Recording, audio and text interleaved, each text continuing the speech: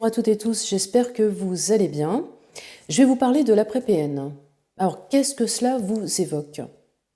C'est une phase particulièrement difficile, compliquée, et tout dépend de la relation que vous avez pu avoir avec le pervers narcissique ou la perverse narcissique que vous avez côtoyé.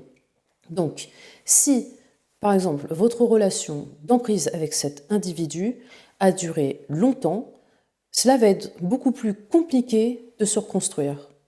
Plus l'emprise est forte et plus la reconstruction est difficile. Et plus il est compliqué donc de se sortir de ce cercle vicieux. D'une part, le pervers narcissique vous a malmené, manipulé, dénigré, démonté pendant X temps. Donc vous avez perdu confiance en vous.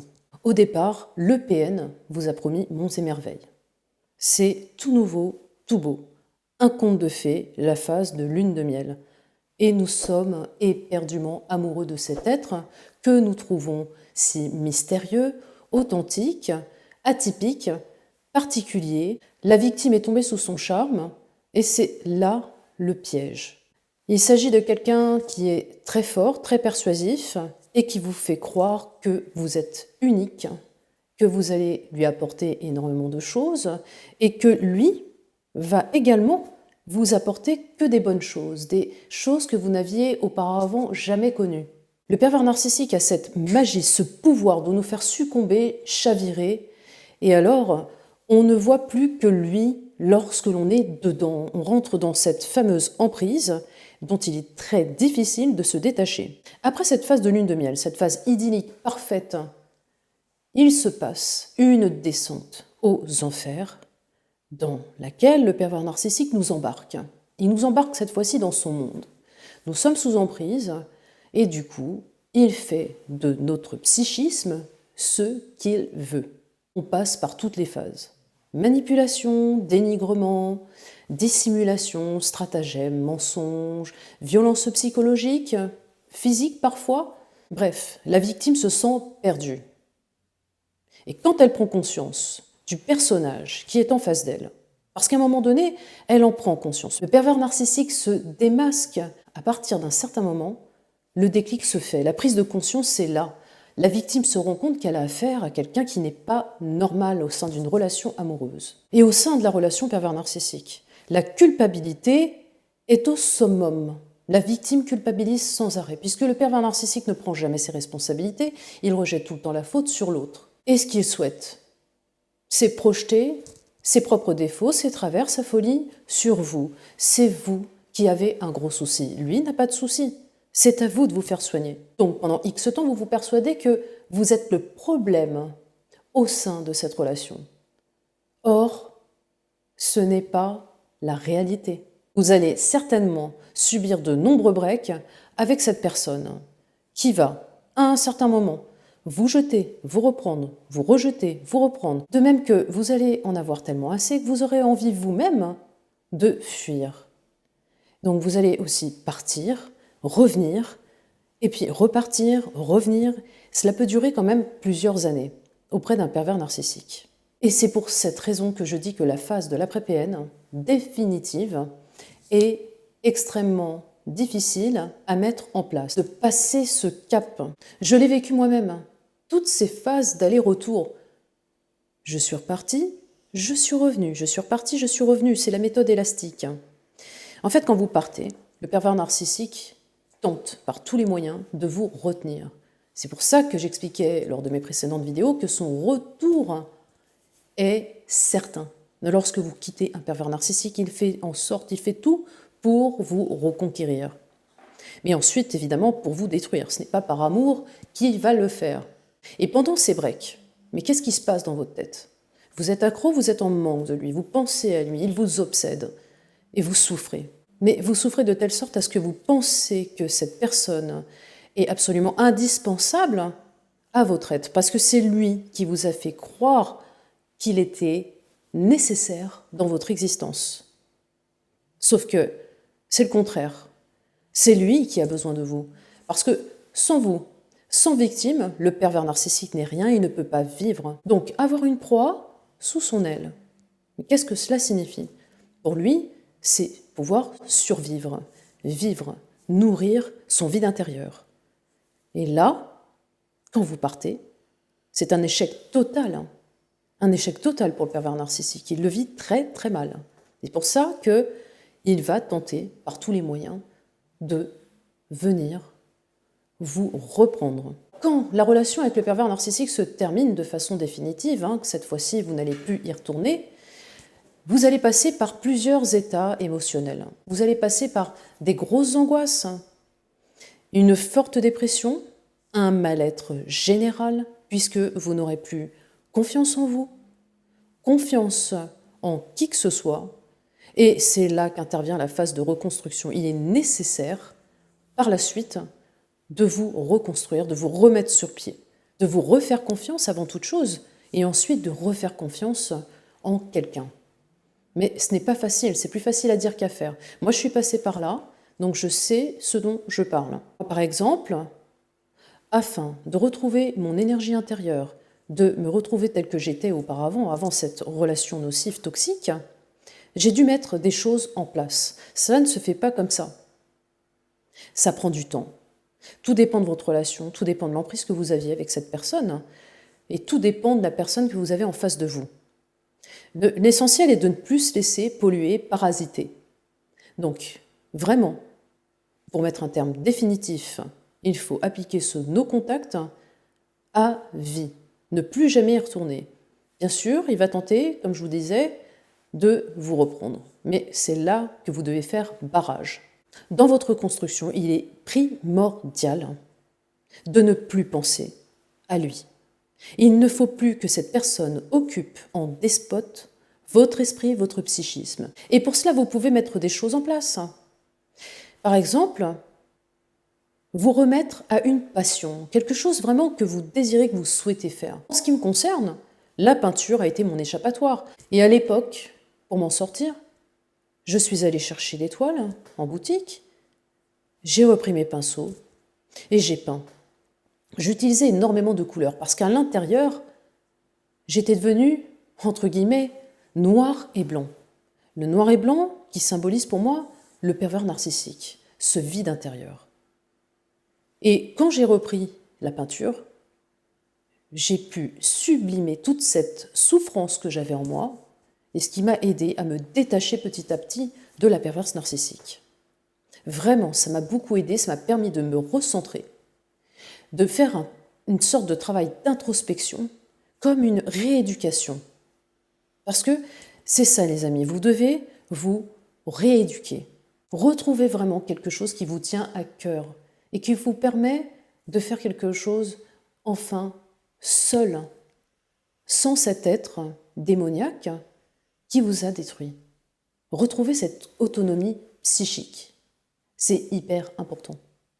Vous pouvez vous remettre à l'écriture ou tout simplement vous mettre à écrire pour justement sortir tout ce qui vous a fait mal, tout ce qui vous a fait souffrir pendant des années. Vous pouvez faire du sport. Le sport permet de se détendre, de se recentrer et de se défouler notamment.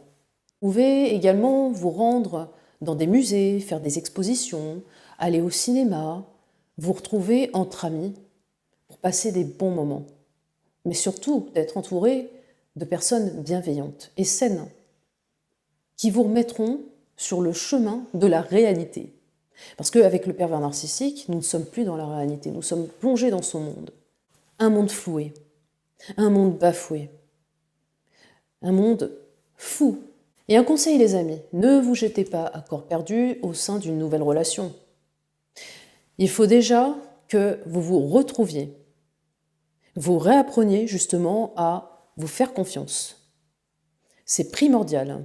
Alors, petite anecdote, au sein de mon histoire, lorsque j'ai passé ma première nuit avec mon ami actuel, j'étais très mal. J'étais mal parce que j'avais l'impression, paradoxalement, de tromper la perverse narcissique alors que je n'étais plus avec elle. Elle occupait tellement mon esprit que je n'arrivais pas à passer à autre chose. Donc cette première nuit, Je me suis réveillée à 3 heures du matin, j'ai vu mon ami dormir dans mon lit et j'ai pris peur. Cela a déclenché une énorme crise d'angoisse, si bien que j'ai appelé SOS médecin en pleine nuit et que j'ai dû demander à ma copine de s'en aller. Je ne sais pas si vous imaginez ce que j'ai fait, mais je n'arrivais plus à maîtriser, contrôler mes émotions. La perverse narcissique m'avait totalement traumatisée et chez moi, cela se déclenchait en crise de panique, crise d'angoisse, crise de tétanie. C'était horrible. J'étais obligée de prendre des cachets pour que ça se calme, parce que j'avais l'impression que j'allais mourir. Plusieurs fois, j'ai eu cette impression-là auprès de cette perverse narcissique. Donc, la peur de mourir. Et ensuite, autre anecdote dont je ne suis pas fière, puisque lorsque mon amie était enceinte, j'étais très heureuse d'accueillir ce petit être que je désirais plus que tout au monde. Et ce qui s'est passé dans ma petite tête à l'époque, puisque j'ai vraiment mis, un an pour oublier cette femme perverse narcissique, un an pour me la sortir de la tête. Ce qui s'est passé, c'est que lorsque j'ai su qu'elle était enceinte, j'ai pris peur. Je n'avais absolument plus confiance en moi. J'étais persuadée que je ne serais pas une bonne mère, incapable de m'occuper de cet enfant. J'ai encore une fois déclenché des crises d'angoisse. Et vous savez pourquoi? Parce qu'en fait, la perverse narcissique m'avait persuadée que je n'étais pas capable de prendre soin d'un enfant, d'avoir un enfant, et que je n'étais pas capable déjà de me prendre en charge. Et toutes ces croyances qu'il vous met dans la tête, toutes ces croyances sont faussées. Vraiment, croyez-moi les amis, c'est archi faussé. Il ne faut vraiment pas y prêter attention. Donc par la suite, toutes ces attitudes m'ont fait mal. J'ai eu mal vis-à-vis d'Alix, ma fille, mais je n'arrivais plus à me contrôler. Les crises d'angoisse étaient vraiment beaucoup trop fortes. Et à l'époque, j'ai fait un énorme travail d'introspection pour me sortir de ces crises d'angoisse, me sortir de cette femme perverse narcissique qui occupait ma tête. Il était hors de question que cet individu démoniaque foute une nouvelle fois ce que j'étais en train de construire. Ça a donc été extrêmement difficile. Ça a été une phase de sevrage, comme un peu les drogués qui partent en cure de désintoxication, c'est exactement la même chose. J'étais en crise de tétanie, je tremblais de partout, j'étais en manque. Et ensuite, tout s'est estompé. J'ai cherché à comprendre ce qui se passait dans ma tête. J'ai pris énormément de notes sur ce que je pouvais ressentir, sur ce que j'avais vécu. Et quand je suis retournée auprès de mon ami, j'étais guérie, heureuse de retrouver cet amour qui me contenait complètement. Parce que dans cette phase de sevrage où j'ai souffert énormément, je n'étais pas détachée encore. Je n'étais pas encore détachée de cette emprise infernale. Je n'avais plus confiance en qui que ce soit, en l'amour, j'étais détruite. Donc mon retour auprès de mon ami, je l'ai fait une fois que je me sentais mieux. C'était très important pour moi de me retrouver seule et de vivre seule cette phase de sevrage. Quand Alix est arrivée au monde, j'étais la plus heureuse des mamans. Toutes les questions que je me posais auparavant, toutes les croyances que la perverse narcissique m'avait mises dans la tête, je les avais oubliées, tout s'était évaporé, comme par enchantement. J'étais capable d'être mère et j'étais fière. J'ai assisté à l'accouchement, j'ai coupé le cordon ombilical, j'ai pris mon bébé dans les bras, je lui ai donné son premier biberon et ça a été magique. J'étais heureuse. Les amis, pour vous en sortir, il n'y a pas 36 000 façons, il n'y en a qu'une, une seule. Le no-contact. Ne plus avoir de contact avec le pervers narcissique et de façon définitive. Ensuite, reprendre confiance en vous. C'est très important. Et puis évidemment, refaire confiance en quelqu'un d'autre. Mais pour cela, il faut déjà vous reconstruire. C'est vraiment nécessaire pour pouvoir reconstruire quelque chose. Mais protégez-vous désormais des personnes toxiques. Et réapprenez à vous aimer, à vous réapproprier. Vous allez vous en sortir, les amis. Vous en êtes capables. Je sais, les amis, qu'il est extrêmement difficile de se remettre d'une telle relation, d'oublier cette personne. Mais cette personne, mettez-vous bien dans la tête qu'elle ne pense pas à vous par amour, mais seulement parce que vous lui êtes utile. Utile pour encore le nourrir et vous faire souffrir. Ce n'est pas ça l'amour. Tout cela est faussé.